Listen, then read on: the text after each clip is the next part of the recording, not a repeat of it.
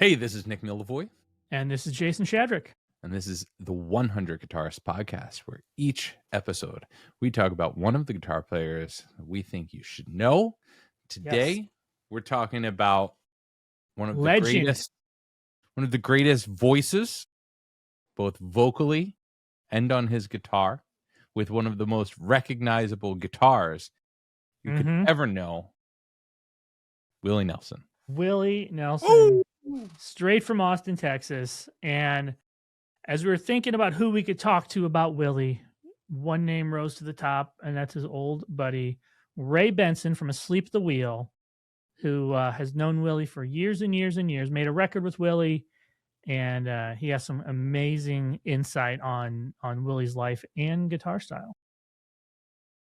Before we talk to Ray, we want to remind you that you can get at us by sending us an email to 100guitarists@premierguitar.com. You can also text or leave a voicemail to 319-423-9734.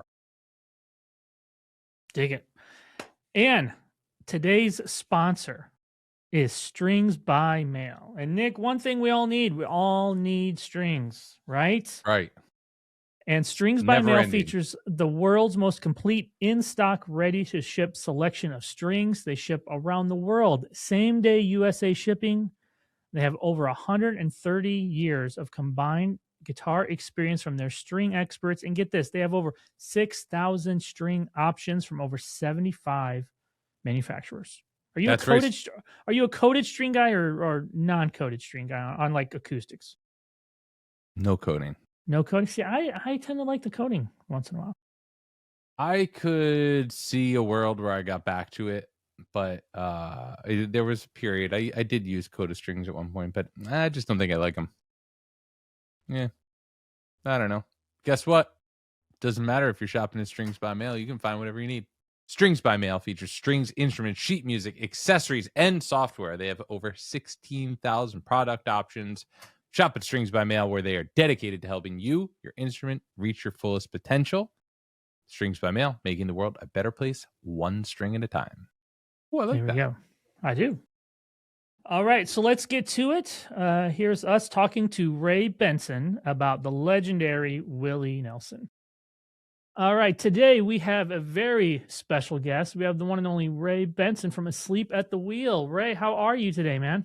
I'm good, fellas. Good. I'm glad. I missed y'all last week. My car broke down, and I had to take it to the dealer, and they sent the car right when we were to be interviewed. So thank you for calling back.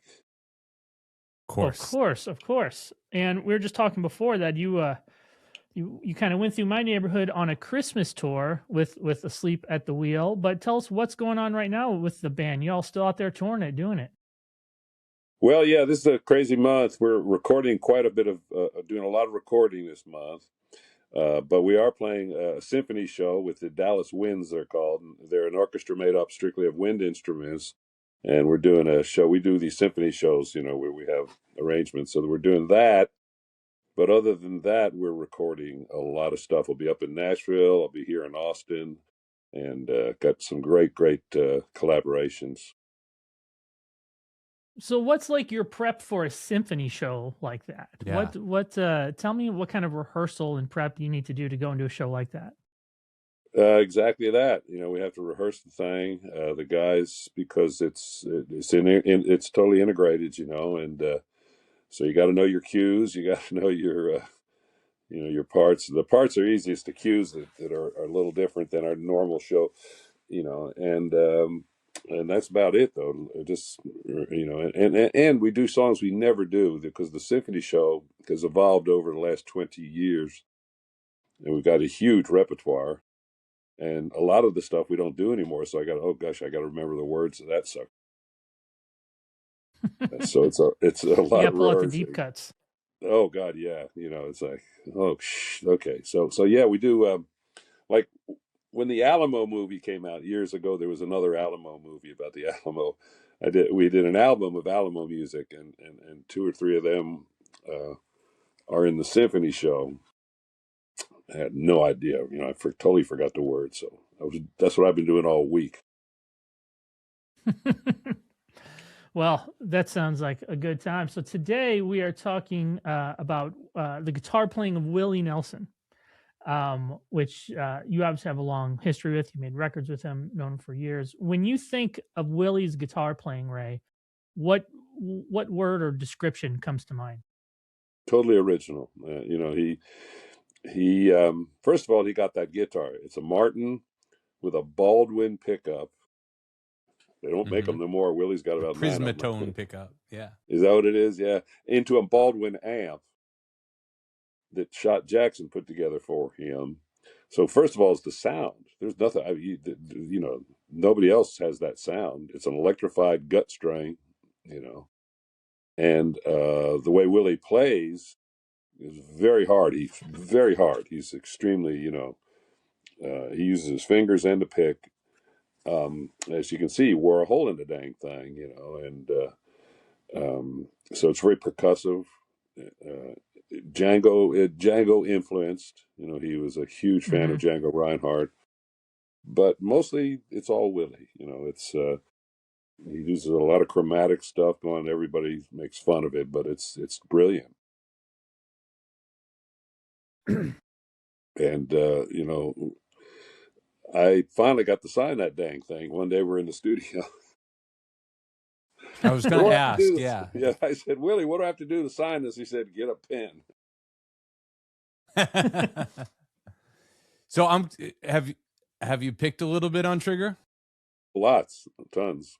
Yeah, it's a wide net. What's it feel like to get that in your hands? I don't have a word because it's all Willie. I mean, it's like having a piece of Willie. It's like his third arm, Yeah. Not only is it on the stage, but he's written like gems on that thing. He's written incredible songs holding that guitar. So real inspiration to hold that guitar. Does it feel like, with the hole and all the wear that's on it, it's like, I wonder, does it feel fragile or does it feel like an old house? Like this thing's been here forever and it's going to last forever? Well, yeah, Mark Earlwine makes it last forever. Mark is a guitar tech and he takes care of it. And there is epoxy on the inside of that thing. I mean, yes, they have made sure that it will not fall apart. It is as strong as Willie is, it's but that's why there's some good YouTube videos of him. There's some good YouTube videos of Mark working on trigger and showing the amount of glue and epoxy in certain spots it needs just to keep from literally falling apart. But yeah, no, and listen, I won't mention the man's name, but one of the guys they were on tour in Japan, and one of the guys left it on the bullet train. Yeah, I know. It says, where's they call it Trigger. Trigger's the name of the guitar, and thankfully the Japanese population is a little more honest, maybe, than other countries. Oh my gosh! So, you mentioned Django, and that was one thing. Like almost any interview I've heard with Willie that gets around to talking about guitar playing, Django's name came. So I think isn't his dog named Django as well? No. Or am I making that up? I think you're making that up. Jerry Jeff Walker named his son Django, but that's right. The other Django. So, and you mentioned the chromaticism. And with your playing too, there's a bit of, obviously from the Western string tradition, a good healthy jazz influence there. Are there things when you first started listening to Willie and hanging around him? Were there things from his playing that you picked up and kind of used as an influence in your own playing? Yeah, absolutely. His phrasing is so singular, his singing and his playing, that it gave me the freedom to do my own. I went, Willie does it, So anyway, I was like, you don't have to play on the beat. Willie's either ahead of the beat or behind the beat, either one. And that's what phrasing is all about. Frank Sinatra, everybody It's the ability to phrase that gives you personality. Yeah. Mm-hmm. Mm-hmm. Yeah, I think that, most vocalists, this is the case, but it's, to different degrees but like Willie's vocal phrasing and his guitar phrasing are so one and the same that it's not just that his guitar sound is so recognizable as guitar sound, it's that his guitar sound also sounds like it sounds like him, right? It sounds Yeah. like his voice because his beat placement, and it's so unified. And I think that's so special and so important. Yeah, you see, when he started playing out, as I say, in the '60s, and he finally put a Mhm. band together, it was him and Paul and B. That means, guitar, bass, drums. Now, in a power trio, we understand, the guy, but that's not a power trio. This is incredible Mm-hmm. subtlety. This is, but that's Yeah. where he started, and then he got like a 10-piece band when he with Leon. He had 2 drummers, 2 bass players, etc. And then he went, nah, screw it, and he took away the entire drum kit, and it was just snare drum, hi hat, and cymbals. Mhm. And so it's Willie's always been evolving in different ways, or de-evolving even. But the bottom line is, the whole thing about Willie Nelson is Willie Nelson and Trigger, the guitar, because the rest of it doesn't matter. And he's probably not touring anymore. He's 92. He'll be 93 in April, and we're good friends. And I'm not going to say it because I don't work for him, but they're not planning on any shows. He's not. It's tough. He's got COPD, and but even then, with the most stripped down band there is, it was Willie and the guitar, and people flocked to Mm-hmm. see it. It's just incredible. So back in 2009, you guys made a record together, Willie and the Wheel. Obviously, you have decades-long friendship. What was kind of the impetus to finally getting together and making an official Willie and the Sleep at the Wheel record?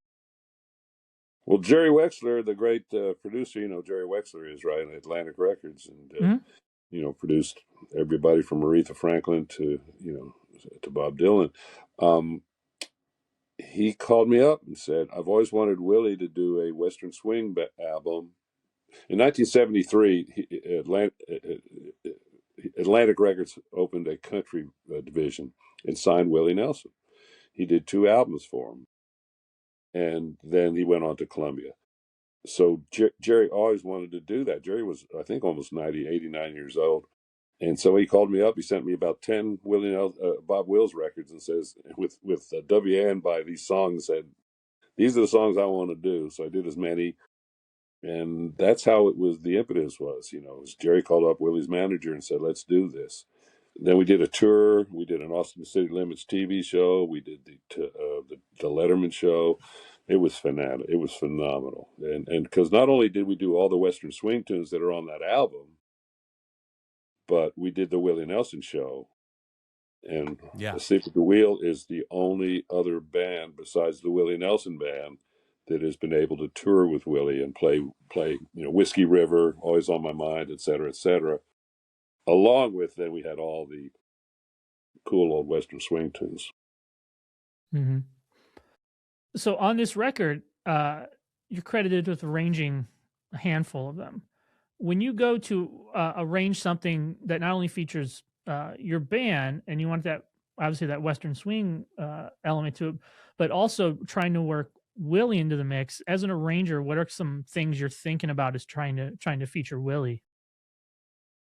Well, the vocal takes care of itself. I'm not going to tell Willie how to sing. I've been in the studio with Willie when other people he's working with happen to be there, and they don't know Willie. They try to tell him what to do. I don't do that. Willie knows How's what to that do. go over with Willie? Depending on how you present it, I guess. Mostly it's let Willie be Willie. That, for crying out loud. But creating the space for him to sing is something, that's for any singer. You do the same thing, create a space that complements the voice, and the accompaniment. That's dependent on this song. It can be totally sparse or it can be totally arranged and big. The Willie and the Wheel stuff was big arrangements. Because we had two or three fiddles, two horns, or trumpet, sax, clarinet, etc., and steel guitar. Lots of people. So it's a little different every time. But the bottom line is, let that voice carry the band. Mm-hmm. Yeah. Do you remember how long those sessions lasted? Like how many days you did in the studio together? Couple of 3. Okay. It was, like I said, yeah, we knew what we were going to do. It was. That's the way it is with all our stuff. We don't labor over it.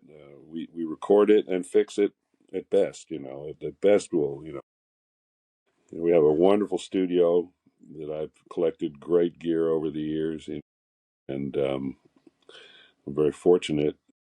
And so, it's all the role of the technology that we have is to make it easy to record and then fix in case the live thing didn't go the way we wanted it to, but yet the feel was there.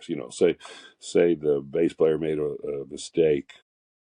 Well, we want to be able to correct that mistake and yet still keep the feel of a take. So I just want to go back. How did you and Willie first meet each other? When we first met, it was 1971. We were backing up country singers. We didn't have a record deal yet. We were still, hubbing it. And, we were backing up Freddie Hart. We were the Heartbeats. And we were still sleeping with, and Stoney Edwards. He was a black country singer, and we were his band. We went out on the road with him, and we were in North Carolina somewhere. I don't even remember where. And Willie Nelson shows up, and he came on our little mobile home and said, "Hey, y'all been paid?" I said, I was 20 years old. He said, "No, Willie, but he's going to pay us tomorrow." That was the third day out of 5. And so Willie goes to get paid, and the guy he comes back and says, "Come on, the guy don't have the money," and they go back to Nashville. Well, I don't think it registered on him because we were just another country western band backing up. We were a backup band. So a year later, we have a record deal, and we're putting out a record. And in February of '73, we're playing in Austin and in Dallas. Willie hears about this weird named band, Asleep at the Wheel, that's put out a Bob Wills song, and he said, "I got to go meet those guys." So he came down to this gig we were playing with Waylon's drummer Richie Albright, and he came on the bus, smoked a joint, and we became friends. I feel like that last part, that's how Willie makes a lot of friends. Yeah, absolutely. Peace pipe. So when it comes to back to the Willie at the Wheel album for a second, what I noticed is that Willie just sings on the album, right? If I'm remembering right. Pretty much, yeah. Pretty much. Okay. He plays guitar on it too. On it too. He plays a couple of solos, yeah.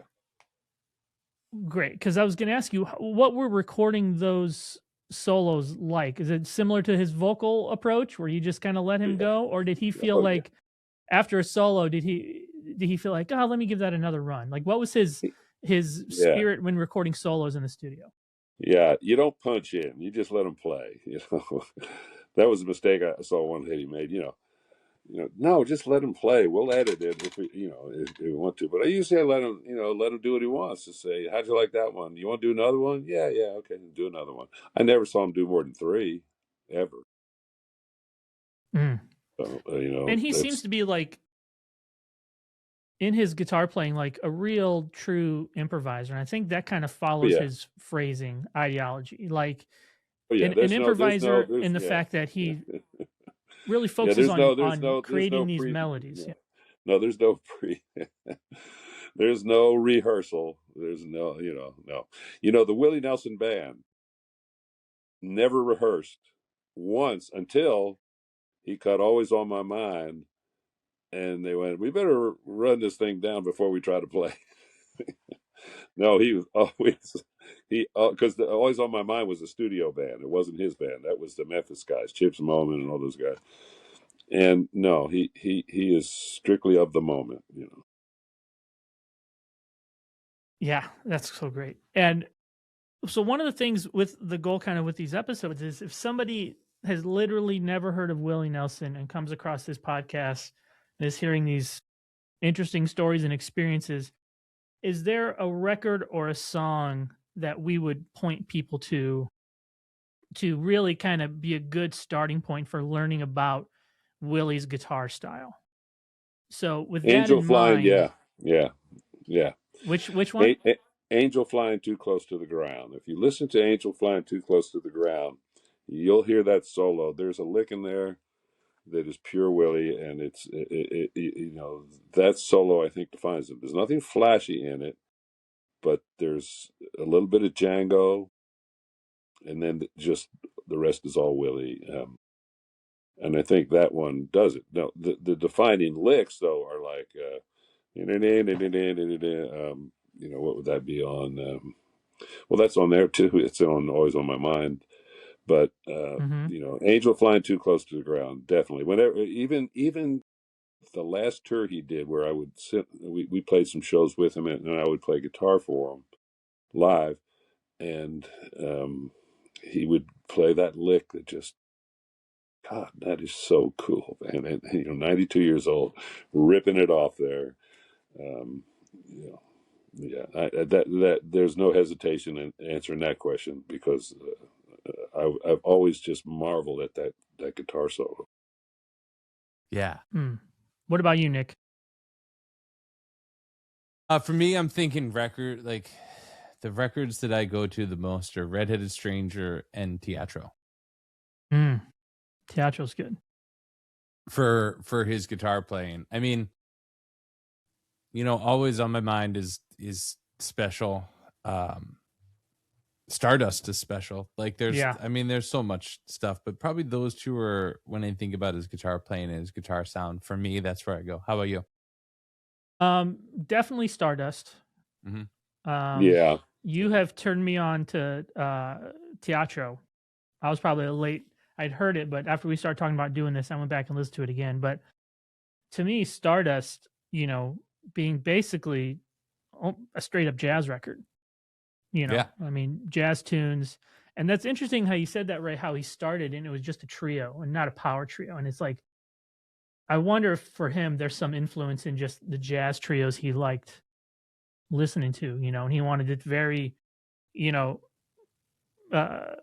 controlled, not controlled, but like concise, but yet have the freedom in his playing to explore different harmonic things when he's soloing. Because when it's just you and a bass player and a drummer, you can hit a note that could be wrong or chromatic, but with that in that setup, you have the freedom to kind of frame it in a certain way that it works. Yeah, his the Stardust record is him. When he was growing up, he learned all those songs. He listened to the radio. In the 30s and 40s, he listened to the radio, and those were songs that he knew. Period. And then Booker T is who produced that record, and he played the very simplest. And I would digress in calling it a jazz album because it's not a jazz album. It's an album of the American Songbook done in its simplest form. I mean, he's singing the melody and he's pretty much playing around with the melody. So I would call it more a jazz record would mean that he would be playing extensive soloing. He's really just singing the songs and playing the songs. The thing. So I think it's a tribute to the American Songbook. And obviously, yeah, I think that's a good way to put it. Yeah, an incredible record. It doesn't diminish the fact that it's creatively and commercially it was ridiculously successful. The jazz stuff that he's done, I don't know if they recorded it. He did a thing with Wynton Marsalis at Lincoln Center one time that I hung out Yeah. with. I hung out with him. I think it was a TV show, maybe, or I don't know. To be honest with you, I was there, and Nora Jones was there. I can't remember who else. So yeah, he is a jazz vocalist. Let me clarify this. Yeah, Willie is a jazz vocalist, more so than a country western vocalist. But the record it'd be like, it's more like Sinatra record. Is Sinatra jazz? Sure, yeah, sure he is. But to me, jazz is more about improvisational. As opposed to he sang the melody, which is. But again, it's all Willie, and again, nobody wanted that record. The folks at Nashville went. He stopped going to Nashville. At Columbia, he just said, "I'm just going through New York. Screw this." So it was pretty interesting watching that all go down. Because on the other hand, Willie is also very much a country western artist.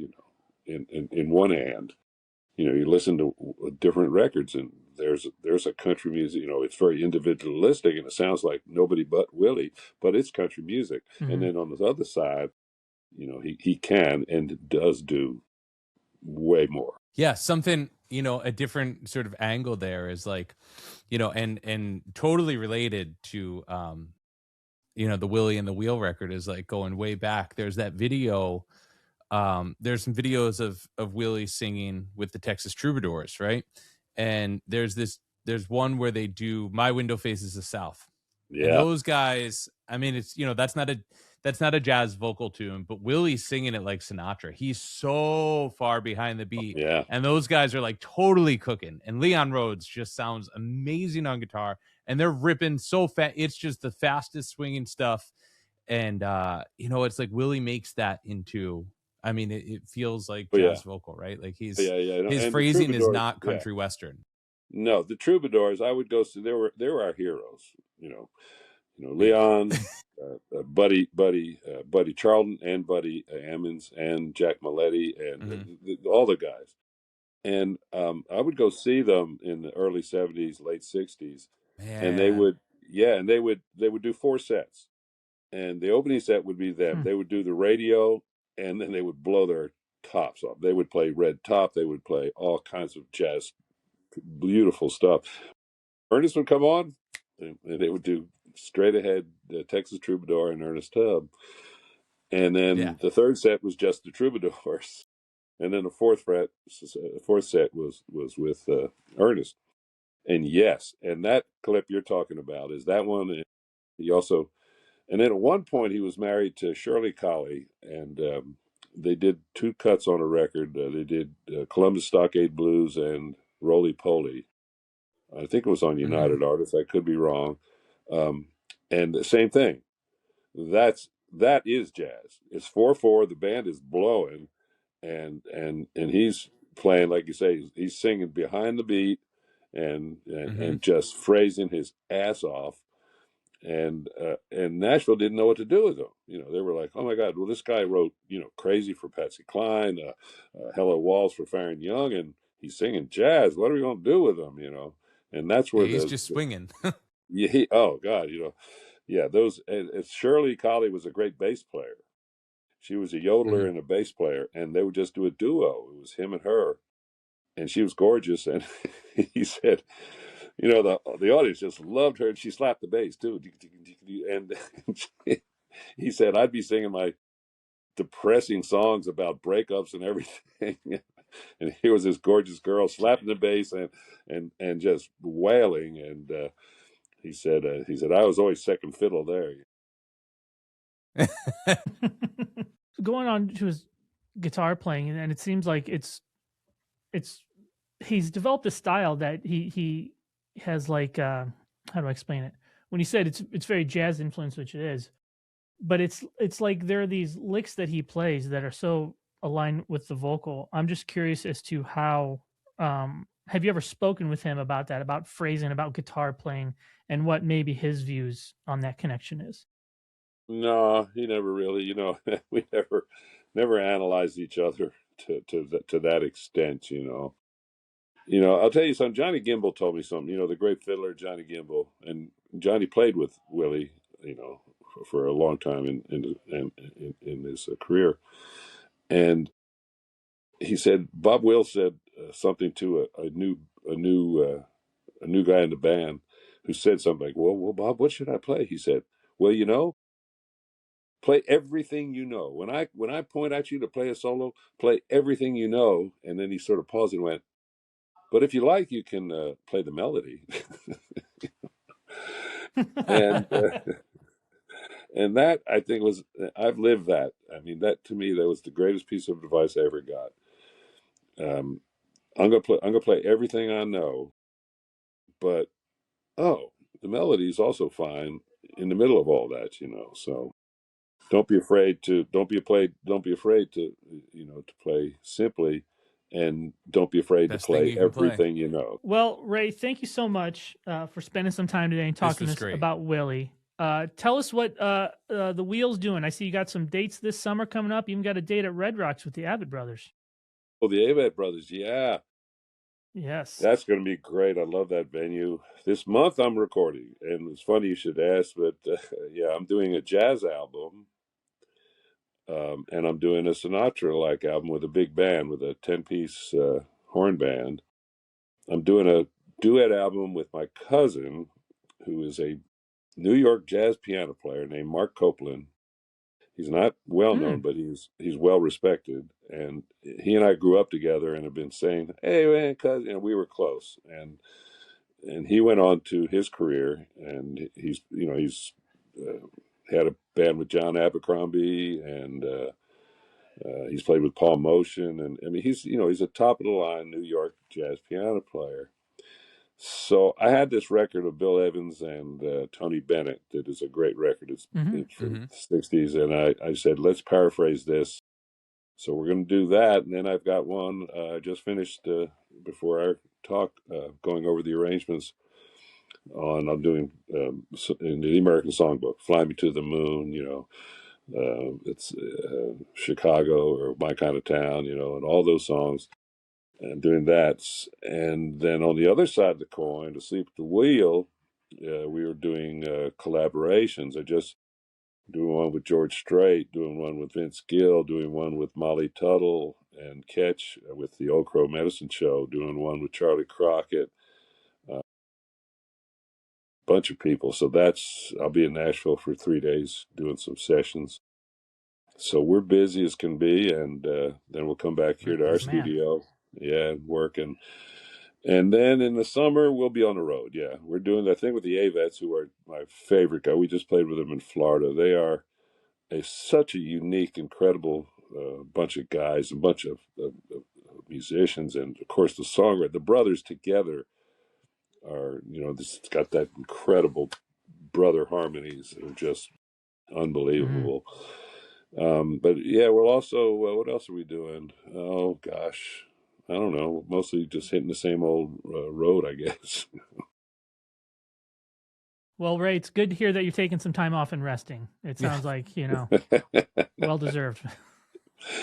All right, Ray, thanks so much for joining us today, and make sure everybody go check out Asleep at the Wheel on tour near you this summer. Thanks again, Ray. Thanks, Ray.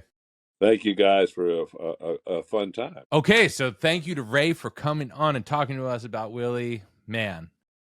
And thanks again to Strings by Mail for supporting the pod. If you need strings, and we know you all very likely have a guitar right now that could use a fresh set of strings, head on over to Strings by Mail, pick out your set. They're shipping it out. If you're in the U.S., they're shipping it out today. That's right.